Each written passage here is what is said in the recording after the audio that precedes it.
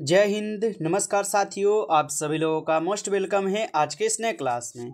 साथियों, आज के इस क्लास में हम सभी लोग जो है देखने वाले हैं बीएसएससी कार्यालय परिचारी भर्ती 2025 के एग्जाम के लिए मोस्ट इम्पॉर्टेंट प्रीवियस ईयर के क्वेश्चन को, जो कि साथियों आपके बीएसएससी कार्यालय परिचारी भर्ती 2025 के एग्जाम के लिए काफ़ी इम्पोर्टेंट है।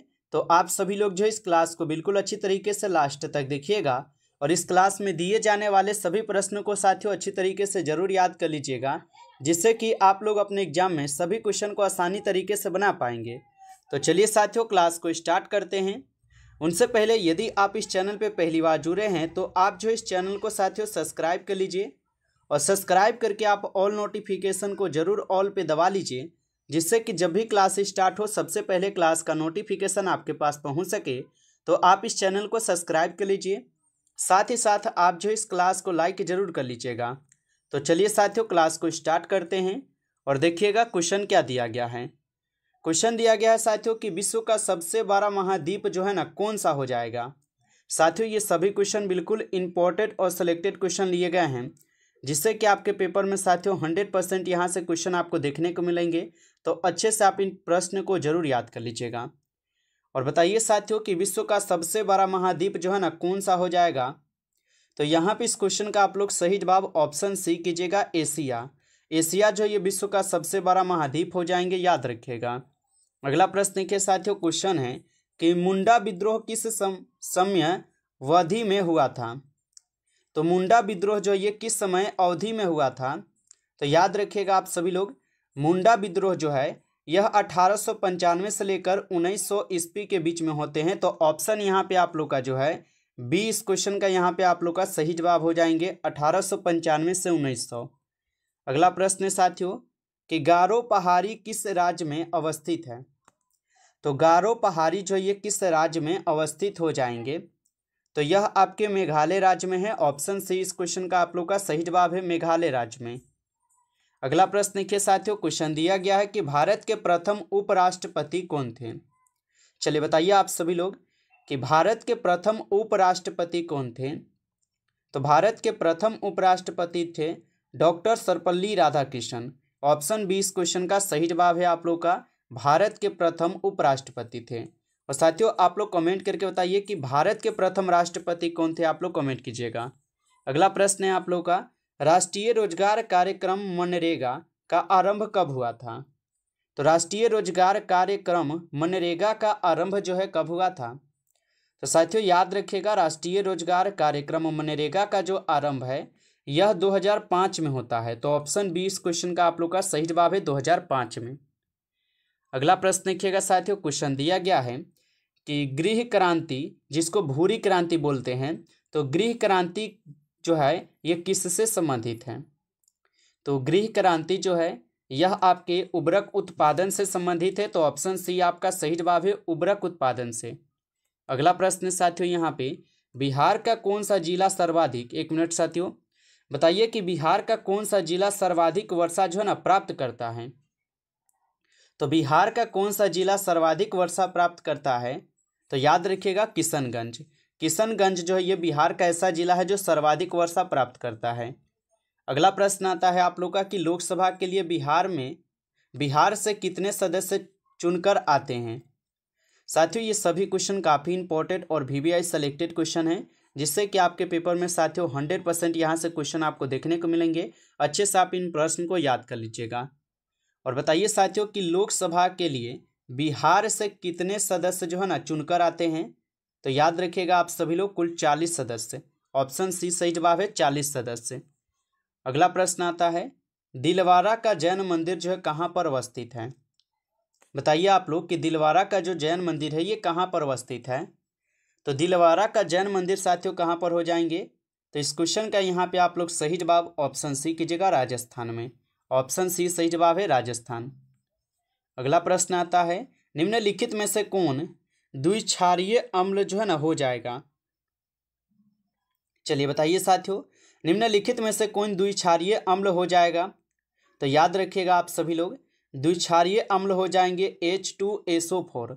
ऑप्शन बी इस क्वेश्चन का आपका सही जवाब है, H2SO4 हो जाएंगे। अगला प्रश्न है आप लोगों का, कि सरल सूक्ष्मदर्शी में किसका उपयोग जो है ना होता है। तो सरल सूक्ष्मदर्शी में किसका उपयोग होता है, तो सरल सूक्ष्मदर्शी में साथियों याद रखिएगा इसमें होते हैं उत्तल लेंस का प्रयोग। ऑप्शन सी इस क्वेश्चन का सही जवाब है, उत्तल लेंस। अगला प्रश्न आता है साथियों, यहाँ पे क्वेश्चन है कि भारत में प्रेस का जनक जो है ना किसे कहा जाता है, बताइए साथियों। और अभी तक आप इस क्लास को साथियों लाइक नहीं किए हैं तो आप जो इस क्लास को ज़्यादा से ज़्यादा लाइक कर लीजिए। चैनल पे पहली बार यदि आप जुड़े हैं तो आप इस चैनल को सब्सक्राइब कर लीजिए और सब्सक्राइब करके आप ऑल नोटिफिकेशन को ऑल पे दबा लीजिए साथियों, ताकि जब भी क्लास स्टार्ट हो सबसे पहले क्लास का नोटिफिकेशन आपके पास पहुंच सके। तो आप इस चैनल को सब्सक्राइब कर लीजिएगा। साथ ही साथ यदि आपको पीडीएफ चाहिए तो आप कमेंट करके हमको बता सकते हैं साथियों। और यहाँ पे बताइए आप कि भारत में प्रेस का जनक जो है ना किसे कहा जाता है, तो याद रखिएगा जेम्स अगस्टस को। ऑप्शन यहाँ पे आप लोग का बी हो जाएगा इस क्वेश्चन का आंसर। अगला प्रश्न है आपका, बिहार का शोक जो है ना किस नदी को कहा जाता है, बताइए साथियों कि बिहार का शोक किस नदी को कहा जाता है। तो याद रखिएगा बिहार का शोक जो है किस नदी को कहते हैं, तो कोसी नदी को बिहार का शोक नदी कहा जाता है। ऑप्शन सी सही जवाब है। अगला प्रश्न आता है आप लोग का, और क्वेश्चन क्या दिया गया है कि लोकतंत्र का सर्वोच्च गुण जो है ना क्या हो जाएगा।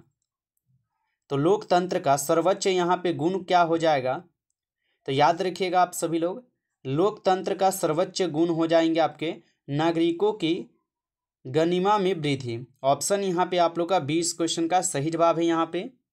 अगला प्रश्न साथियों कि धर्मात्मा का सही संधि विच्छेद जो है ना क्या हो जाएगा, बताइए आप सभी लोग कि धर्मात्मा का सही संधि विच्छेद क्या हो जाएंगे।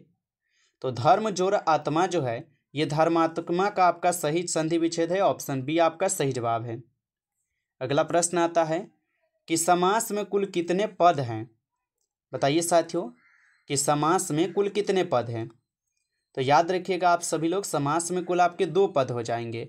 ऑप्शन यहाँ पे आपका 20 सही जवाब है, 2 पद हो जाएंगे। अगला प्रश्न आता है साथियों कि यज्ञशाला में कौन सा समास हो जाएगा, बताइए आप सभी लोग यज्ञशाला में कौन सा समास हो जाएगा। तो याद रखिएगा यज्ञशाला में हो जाएंगे तत्पुरुष समास। ऑप्शन सी आपका सही जवाब हो जाएगा, तत्पुरुष समास साथियों याद रखिएगा। चलिए अगला प्रश्न आपका आता है, सपूत शब्द में कौन सा उपसर्ग यहाँ पे लगा हुआ है, बताइए साथियों सपूत शब्द में कौन सा यहाँ पे उपसर्ग लगा है। तो सपूत में आप लोग का स जो है ये आप लोग का उपसर्ग है, तो ऑप्शन सी होगा सही जवाब, स हो जाएंगे। अगला प्रश्न देखिए क्वेश्चन है, क्वेश्चन क्या दिया है साथियों कि मैं पढ़ रहा हूँ किस वाक्य का उदाहरण हो जाएगा। चलिए बताइए आप सभी लोग कि मैं पढ़ रहा हूँ किस वाक्य का उदाहरण हो जाएगा। तो आप लोग याद रखिएगा विधिवाचक हो जाएगा। ऑप्शन यहाँ पे आप लोग का बी सही जवाब है, विधिवाचक हो जाएंगे। चलिए अगला प्रश्न के साथियों क्वेश्चन है कि कारक के कितने भेद होते हैं, बताइए साथियों कि कारक के कुल कितने भेद होते हैं। तो याद रखिएगा आप लोग कारक के कुल 8 भेद होते हैं। ऑप्शन सी इस क्वेश्चन का सही जवाब है, 8 भेद होते हैं। अगला प्रश्न आता है साथियों कि सम्राट शब्द का स्त्रीलिंग क्या हो जाएगा, बताइए साथियों कि सम्राट शब्द का स्त्रीलिंग क्या हो जाएगा। तो सम्राट शब्द का स्त्रीलिंग हो जाएगा सामग्री। ऑप्शन सी इस क्वेश्चन का आपका सही जवाब हो जाएंगे, सामग्री हो जाएंगे। अगला प्रश्न आता है साथियों यहाँ पे कि चादर से बाहर पैर क्या है पसारना, मुहावरे का अर्थ क्या हो जाएगा। तो चादर से बाहर पैर पसारना मुहावरे का सही अर्थ हो जाएगा आय से अधिक व्यय करना। ऑप्शन यहाँ पे आप लोग का 20 सही जवाब है, आय से अधिक जो है व्यय करना। अगला प्रश्न आपका आता है, क्वेश्चन है कि वाच्य का शाब्दिक अर्थ क्या हो जाता है या क्या होता है। तो वाच्य का शाब्दिक अर्थ क्या होता है, तो याद रखिएगा वाच्य का शाब्दिक अर्थ होते हैं बोलने का विषय। ऑप्शन सी इस क्वेश्चन का सही जवाब है, बोलने का विषय। अगला प्रश्न आता है, तुमसे बोला नहीं जाता वाक्य जो ये किस वाच्य का उदाहरण है। तो तुमसे बोला नहीं जाता वाच्य किस वाच्य का उदाहरण हो जाएंगे। तो याद रखिएगा ये हो जाएंगे भाववाच्य। ऑप्शन सी आपका सही जवाब है, भाववाच्य। अगला प्रश्न है, तगन में कितने लघु और गुरु वर्ण होते हैं। तो तगन में कितने लघु और गुरु वर्ण होते हैं, तो आप लोग याद रखिएगा 2 लघु और 1 गुरु होते हैं। तो ऑप्शन सी इस क्वेश्चन का आपका सही जवाब हो जाएंगे, याद रखिएगा। अगला प्रश्न आता है कि जिमना शब्द का अर्थ क्या हो जाएगा। बताइए कि जिमना शब्द का अर्थ क्या हो जाएगा। तो जिमना शब्द का अर्थ हो जाएंगे भोजन करना। ऑप्शन बी आप लोग का सही जवाब है, भोजन करना।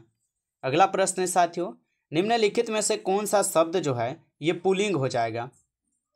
बताइए कि निम्नलिखित में से कौन सा शब्द जो है यह पुल्लिंग हो जाएंगे। तो याद रखिएगा आप सभी लोग, यह आपके दंड। दंड क्या है, तो यह एक पुल्लिंग शब्द है। ऑप्शन सी यहाँ पे सही जवाब है।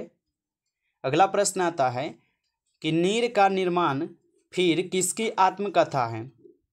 तो नीर का निर्माण फिर किसकी आत्मकथाएं हो जाएंगे।